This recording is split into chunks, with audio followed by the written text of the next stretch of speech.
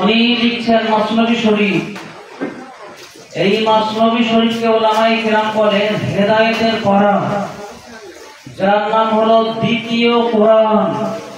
এখানে লিখছে এক জামানা সুহবতে বা আউলিয়া বেহতার আজ সালাতে বেরিয়া বলছেন 1 শতাব্দী মানে 100 বছর